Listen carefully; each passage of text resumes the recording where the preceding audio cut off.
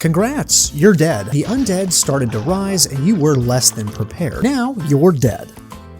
I just replaced that window. Or you have joined the undead army that now precedes you. I berate you over this because the question is not whether you would die, that's a given fucking fact, it's how fast would you die. This is a question as old as childhood. Sitting around the lunch table with your buddies talking about if zombies started to rise up, where you would go, how you would tackle it, and how you would not only survive but prosper. But in reality, we are rarely honest about our true capabilities and how we would address the situation. Because yeah, it's not a fun conversation to say that if dead people started to rise and eat other people, we would hide in our room until we starved to death. Also, the parameters change vastly depending upon what type of zombie apocalypse we're dealing with. And that is the main theme of this video. To fully analyze this aspect of the end times, we will be ranking every video game zombie apocalypse based on lethality.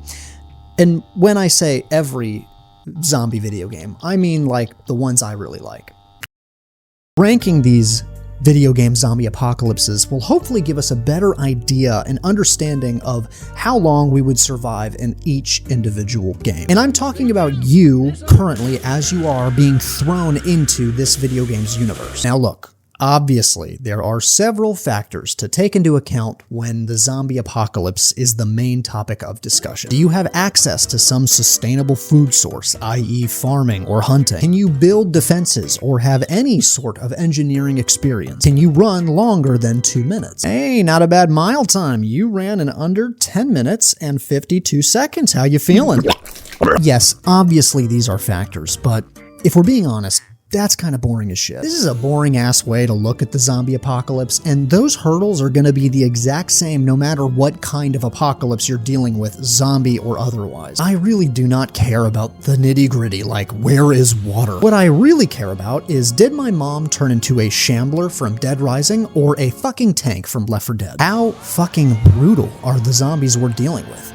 Is there even a chance of victory or light at the end of the tunnel? For that, we will be analyzing these zombie apocalypses based on the types of threats you will encounter. To put it more simply, what kind of zombies are we fucking with here? Do these zombies have any notable weaknesses? Are there mutant variants of these zombies? Are these zombies so fucking scary that your best bet is to opt out? After we assess these factors, we will then do our best to come up with a possible plan on how to beat these specific zombie apocalypses. I will say, for some of these, may God have mercy on your soul. Look, I love Dead Rising. This was the first zombie game I ever played. When a buddy of mine told me that you could kill a zombie with a mannequin body, I whipped out my mom's credit card with zero hesitation. Dead Rising is the reason I enveloped myself in the zombie culture, and it holds a special place in my heart.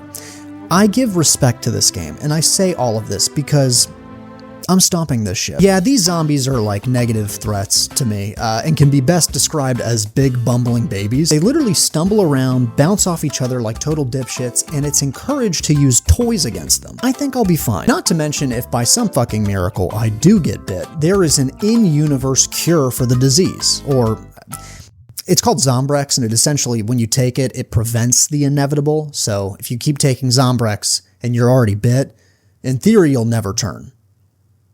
I think. Again, I was 11 when I played this. This is actually a good transition because there are some causes for concern, most notably the method of transmission. You see, in almost every single zombie apocalypse, the main method in which you turn into a zombie is the bite. Okay, stop it, you fucking prick. But in this universe, it's zombie wasps that lay eggs into your brain. What the fuck? Yeah, that's a bit more dubious, if I do say so, because bug spray is not infinite, and fighting a swarm of zombie wasps? Now there's an issue. But again, this is all somewhat moot, because if these undead wasps or whatever start laying eggs into my head, I'll just take the Zombrex that I stole from a kid. Hey there, kid. Yeah, looks like you got some Zombrex, huh? Yeah, I bet you desperately need that. Yeah, I'll fucking take that. Thank you very much. Dumbass. Which actually segues kind of nicely into the other aspect I find concerning, and that is the mental stability of the survivors in this universe. It seems like 1 out of every 10 people go fucking insane, and these psychos have insane abilities like being able to use a gun. I am pretty resilient, but not bulletproof. I am also not really resilient. But if I pick my fights properly and practice healthy social distancing, I'd say I'm lasting at least a year. Yeah, I'm dog walking this shit. Not too bad, I must say. Maybe I didn't give myself enough credit. Maybe I can survive the zombie apocalypse no matter what kind it is.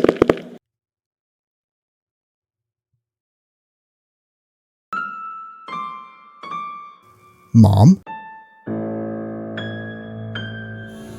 When the term zombie comes up, I would be confident in saying most people imagine a slow-moving zombie, a shambler, if you will. A horde of zombies where their main weapon is to slowly overwhelm their prey. This is no cakewalk to overcome either. If you have a horde of zombies moving at you at a slow but assured pace, and they catch you, that's almost guaranteed death. So imagine if these motherfuckers were running. And also imagine if these bastards started to throw cars, climb walls, and spit fucking acid. Fucked beyond recognition is a bit of an understatement when I talk about the Left 4 Dead universe. This is honestly the first apocalypse we're going to be talking about where there is borderline 0% chance of survival. The main hope of survival for this particular universe is just the sheer amount of guns and ammo that is just scattered across the ground. And you can find bullets that explode. Alright, I guess it's kind of an even playing field. Not only is there an abundance of weapons and ammo, but these zombies can be easily tricked. They are drawn to the slightest sound, whether that's a car alarm or a pipe bomb beeping. Some of these zombies, while they might be scary as shit, you can just ignore them and they're not going to attack you. But who are we kidding? Everybody knows when we see a witch, time to mag dump. It's not like I'm just gonna let that thing sit there. I know, tell me about it, girl. Hey, you've been crying for like an hour. Can you buck the fuck up? But all of that goes out the fucking window the second there is an undead Ronnie Coleman hurling his body at you with the sole intent of turning your ass into fucking porridge. Even if by some miracle I can hide, or, far less believably, fight off this zombie infection, the virus is airborne.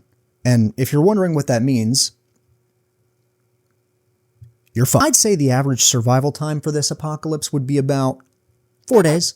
Assuming you stay in your house, make zero noise, and die of dehydration, if you're lucky. I can see an argument being presented to me of maybe kind of building some sort of elaborate sound machine where there are booby traps rigged up all around your base that go off and make little pings that draw the zombies away from your fortress. But at the same time, what the fuck am I saying? What is that? Who can make that elaborate machine? Nobody? Yeah. Sorry, you and I are just going to become soil. How many of us have any sort of engineering experience? How many of us even went to school for engineering? I went to school for marketing. Ask me how that's going. Even if we are immune to the green flu, how many of us really know how to effectively shoot a target with high accuracy that's running at you? And if you can check that first box, how many of us then know how to maintain this gun? Zero. Would zero be a fair estimate? I guess it's not a huge deal because if that gun breaks, there's like 30 right next to me. Whew. That was humbling. But that was a very particular kind of zombie infestation. I think that might be one of the only harder ones. I mean, I feel like we could tackle the other ones quite easily. Is it nighttime already? I just recently played the Dying Light games, and they are hands down some of the most fun I have had playing a zombie game. The most obvious way to structure this segment of the video is to separate Dying Light into two categories, daytime and nighttime, even though I am not surviving either. The daytime is where there is somewhat of a chance of survival. This is solely because most of the zombies you will see out and about are slow as shit. That's not to say there aren't mutant variants. There are zombies that can actively sprint after you and climb after you. Most notably, the recently infected are incredibly fast sprinters. Now, sprinting is enough for me to call it a quits, but when you add in climbing, my best plan is to grow wings and fly away. This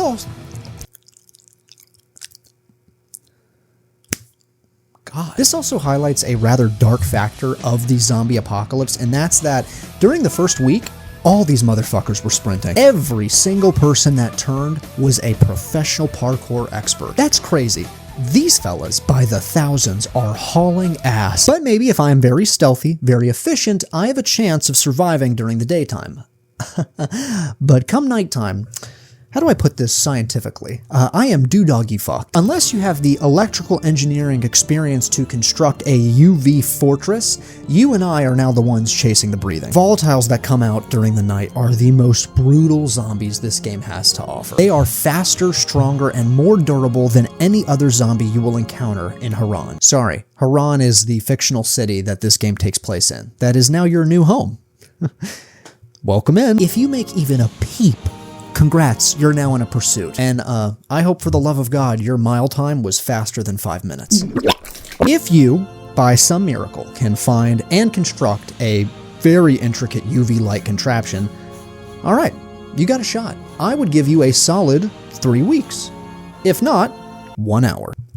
I'm making it less than an hour because I have soft teeth. But to give us some credit here, I did say you, as you are being thrusted into this game's universe, which means that you might as well start off in the large apartment that is the main fortress in the game. And if that happens, then sure, you might actually have a chance of surviving indefinitely. Also, given the safety of this safe house, I don't know, words are hard. It not only offers protection, but a parkour training facility. So, in theory, you can actually get just as good at free running as the Volatiles or any of the other characters in the game. But that does mean no more cookies, fatty. Drop it, pig. This game also has a similar vaccine to Dead Rising. I cannot remember what it's called, so I apologize. I'm gonna call it Zombrex. This game's got Zombrex. But come on. Come on. Fight this thing. Yeah, fight it. Yeah, didn't think so, right? You know what? I'm going to rescind my statement saying you would live indefinitely, and no, I think my answer of 1 week is pretty fair. Hey, look, come here. I think we should share some honesty with one another. I feel compelled to tell you that the only Resident Evil game I have ever played was Resident Evil 5. And the only thing I remember about playing that game was that I did not like it. I understand this may ruin my credibility as a zombie game reviewer, but I'm going to make a change here because not putting Resident Evil on this list feels illegal. I'm going to do everything I can to learn the ins and outs and the full lore of Resident Evil. The progenitor virus in the lab under the newly constructed the Arc Clay Mountains, only for their helicopter to who immediately holds him up. Pops up one last time, shoots Ada and his personality, and he switches frequently between the identities of himself and a... Wait, what the fuck? There's a zombie Kraken? I'm dead in an hour. Fun fact, I am actually in this game. Don't believe me? Come with me. And right there. You see me? Yeah? The one that's dead? That's me. That's also you, motherfucker. I feel like we know each other pretty well at this point. I'm gonna give you a little peek into my psyche. You know the character in the zombie movie whose loved one gets bitten and they pretend like they didn't get bit, and even though they know they're gonna turn into a zombie, they don't care, and often this leads to their death, or they end up feeding people to their undead wife? That would be me. If I'm being real with you guys, I do not have the mental capacity to withstand the onslaught of undead cannibals hurling their body at me. I would be the person that feeds people to my wife, and I think she would want that. Now you might be thinking, McSpoons, why are you telling me this? This is incredibly uncomfortable and super weird, and I wish you would stop. I say all of this because let's be real, I lack the heartlessness that is required to survive in the Last of Us zombie apocalypse. I more than likely couldn't even survive more than 3 days. However, assuming there is a unskippable 20-year time jump, the second these motherfuckers turn into bats using echolocation, wrap it up. Sorry, not sorry, a fungal infection that causes people to act crazy and eat other people, and over time evolve to the point where they have armor around their body and they sorry. And where they click at you, I am dead. I feel like such a broken record, right? I mean, I told you at the premise that I'm not surviving. We're not surviving any of these apocalypses, but my mood is starting to go down because I just keep saying that I'm gonna die. I am gonna die. One day oh my God. This world is a dog-eat-dog world, and I just do not have the heart to trick other survivors for my own personal gain. Unless my wife is chained up in a basement, and she's a little hungry, and she hasn't eaten in a minute, then yeah, I'm gonna put you down in the fucking basement. My best bet for survival is to just stay in one of the large compounds. And if I do get lucky and end up in a place like Boston, yeah, maybe I could live a couple years. Maybe I could even live 20 years. So The Last of Us is a very interesting game because it has two scores. On the one hand, the much more realistic point, I'd say 4 days. I think I can confidently say you make 4 days. On the other hand, if you're lucky enough to get in a compound and essentially work for your food forever, 20 years. This is not a critique on the difficulty of the apocalypse. It's just some people get far luckier than others. And I don't think I know of any other giant militaristic compounds in the other apocalypses I covered. I know there's probably something in Resident Evil. I really should have paid attention to that fucking lore video. Now, here's a deep cut. Are we talking video game movie World War Z? Or book World War Z? Yeah. Bet you didn't know I could fucking read. In the World War Z book, the zombies are much more akin to the classic Romero zombies. Very slow shamblers. You can only kill them with shooting them in the head, but they just move at a very slow rate. They don't climb on each other like ants. Weirdly enough, in my opinion, in the book, they are far scarier. You may not believe me. Like, what are you talking about? Fast zombies are scarier than slow zombies. Look up Junji Ito's take on the argument. Yeah, come back to me after that and tell me that fast zombies are scarier. They're not. Having said that, while yes, it is scarier, it is also easier to survive. For the video game, it is basically like you're fighting one giant tidal wave that bites. There aren't any mutant variants of zombies in this game, but to be honest, these zombies do not even need them. They are just a monstrous gray blob where you're shooting at it. Yes, zombies are dying, sure, but you're shrinking its size by like a tenth of a percent. Every zombie in this game together is one giant mutant zombie. The hordes in this game are by far the most intense thing about the apocalypse. On face value, you're making it far less longer than any of the other apocalypses I've listed.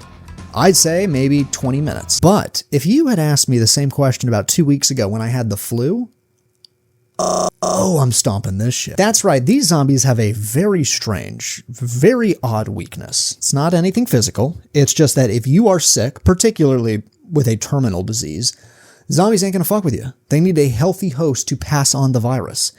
So if you take care of yourself and exercise and have been preparing for the apocalypse, you're fucked. Whereas if you've been eating cookies for the past 4 nights straight, you might actually survive. Another double score for this one. Either 4 minutes or you don't die. I've lost the point. I don't know what the rankings are anymore. I threw scores up on the screen, but I have no fucking idea if they even matter. I don't know what I'm doing. I would love to cover other zombie games. I don't know if you've noticed, but there are a lot. Project Zomboid, Dayz, any Walking Dead game. Yes, I really did want to cover all of them, but they all kind of blended together, and I felt like their differences were marginal at best. I just feel like they didn't warrant their own review individually. So here's a blanket ranking, even though I just told you it doesn't really fucking matter. 2 weeks. 2 weeks, and then I starved to death. That's actually a really fast rate of starving to death, but knowing me, I would make it happen. More than likely, I am dead far sooner during the panic. The Great Panic. Any book lovers out there will get that reference. And if you did, let me know.